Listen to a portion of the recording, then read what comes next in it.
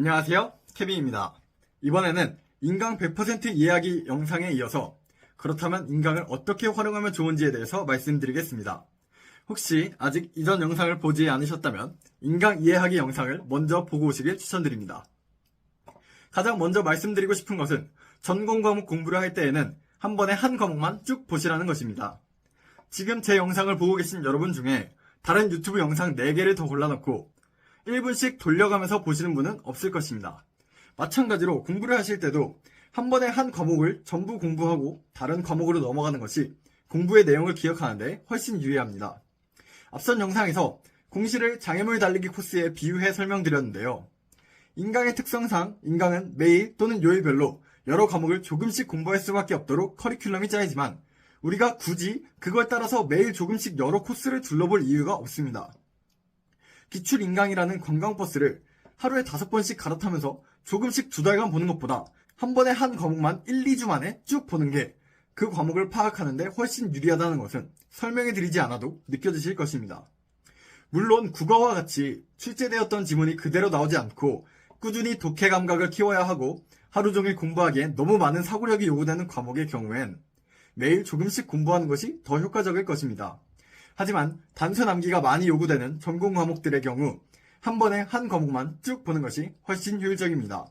지금부터라도 다른 과목 공부를 놓치고 있는 것이 아닌지 너무 겁먹지 마시고 한 과목씩 쭉 공부해 보시길 추천드립니다. 우리는 항상 시험장에서 5과목을 20문제씩 풀어낸다는 것을 염두에 두고 공부해야 합니다. 단순히 공부를 열심히 해서 공시에 합격한다는 다짐도 나쁘지 않지만 항상 실전을 생각하며 난 지금 5개의 과목별로 20문제씩 나오는 시험에서 한 문제를 차지할 수 있는 부분을 공부하는 중이다 라는 것을 인식하고 좀 더 구체적으로 긴장감 있게 공부하시길 바랍니다. 따라서 시험장에서 과목별로 한 문제씩 넘겨가면서 풀겠다는 전략을 짠 사람이 아닌 이상 최대한 실전에 가깝게 한 과목씩 공부하시길 추천드립니다. 다음으로 인강을 어떻게 활용하면 좋을지 구체적으로 추천해드리겠습니다. 우선 인강의 최대의 장점은 본인의 공부 스케줄에 맞춰서 몰아서 듣거나 배속 기능을 활용해 들을 수 있다는 것입니다. 강사의 커리큘럼을 딱 맞춰서 따라가기보단 본인 스케줄에 맞게 들으시고 아직 올해의 인강이 올라오지 않았다면 전년도 인강을 활용해도 괜찮습니다. 이미 강사님들은 거의 최선의 강의 노하우를 다 쌓으신 분들입니다. 전년도 강의라고 퀄리티가 떨어지거나 내용이 많이 다를까 너무 걱정하지 마시고 일단 한 번에 쭉 들을 수 있는 방법으로 강의를 들으시길 바랍니다. 혹시나 개정된 내용들은 전반적인 중요한 지식을 다 쌓으시고 이후 법령 개정 및 최신 판례 강의를 들으셔도 충분합니다. 두 번째로 어떠한 강의도 어떠한 책도 한 번에 완벽히 공부할 수 없다는 것을 인정해야 합니다. 너무 꼼꼼히 다 이해하려 하고 벌써 암기하려 하는 것은 효율이 떨어집니다. 과목의 뒷부분까지 공부하면서 자연스럽게 이해되는 부분도 많고 반복 회독을 통해 암기되는 부분도 많으니 공부의 초반부터 나오는 것마다 다 완벽하게 이해하려 하거나 모두 두 문자를 따서 암기하시지 않기를 바랍니다. 셋째로 기본서와 기본이론 강의에 집착하지 말자는 것입니다. 기본서는 실제 우리가 풀어내야 하는 시험의 모습과는 매우 다른 경우가 많습니다. 기출문제집과 기출 강의를 중심으로 지식을 쌓으시되 기본서는 기출을 잘 이해하기 위한 도구로 사용하시길 바랍니다. 이론 강의 전체를 한 번쯤 다 들어보는 것도 나쁘진 않으나 기출 강의를 먼저 들어서 내가 해결해야 하는 문제의 대강을 파악하고 들으시길 더 추천드립니다. 넷째로 강의에서 강사님이 중요하지 않다고 말씀해주신 부분은 반드시 표시를 해두시기 바랍니다. 처음부터 모든 내용을 안고 갈 수는 없습니다. 중요하지 않다고 말해주신 부분은 혼자서 기출 회독을 할 때 너무 머리 아프게 고민하지 마시고 읽어만 보고 넘기시다가 후에 기출을 최소 4회독 이상 하고 다른 개념들이 조금이나마 머리에 잡힌 후에 보시면 훨씬 빠르게 이해할 수 있을 것입니다. 마지막으로 강의만을 너무 맹신하지 말라는 말씀을 드리고 싶습니다. 어려운 단어들이 가득한 전공 과목 공부를 하다 보면 믿음직한 전문가의 설명을 듣고 싶은 것은 당연합니다. 하지만 모를 때마다 강의에서 그 부분을 찾아보는 것은 시간 효율이 굉장히 떨어집니다.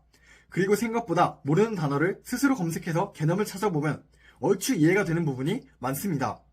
스스로 검색해보는 과정은 그 자체로 강의를 듣거나 책을 읽는 것과는 구분되는 행위로서 그 부분을 기억하는 데에도 큰 도움이 되니 강의를 찾아보기 전에 모르는 단어의 검색까지는 꼭 한 번씩 해보시길 바랍니다. 그리고 한 가지 팁을 더 드리자면 검색을 하실 때에는 그 단어를 이루고 있는 한자까지 반드시 찾아보시길 추천드립니다.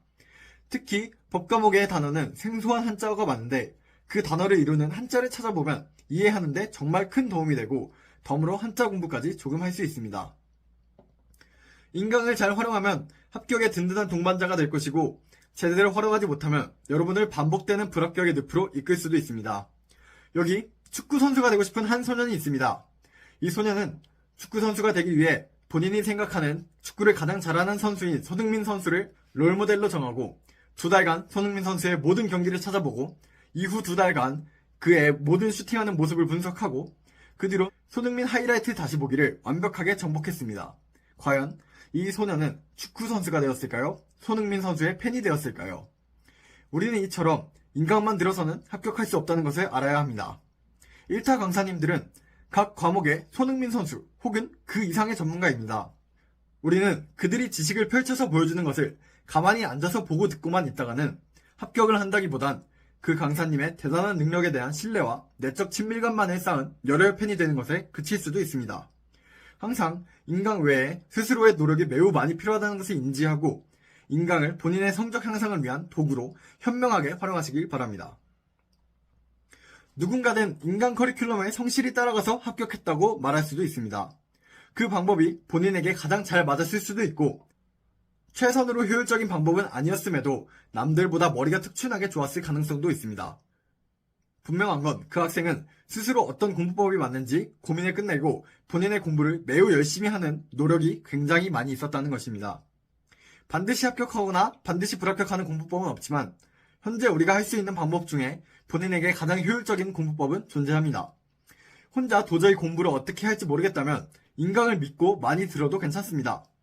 중요한 것은 항상 냉정한 자기 객관화를 통해 지금 내가 나에게 잘 맞는 방법으로 최선의 노력으로 후회가 남지 않는 수험 기간을 보내고 있는지 진단해 보는 것입니다. 항상 수험생 여러분들에게 조금이나마 도움이 될 수 있도록 저도 최선을 다하겠습니다. 오늘 영상은 여기까지입니다. 제 영상이 도움이 되셨다면 구독과 좋아요 부탁드립니다. 그럼 다음 영상에서 뵙겠습니다. 감사합니다.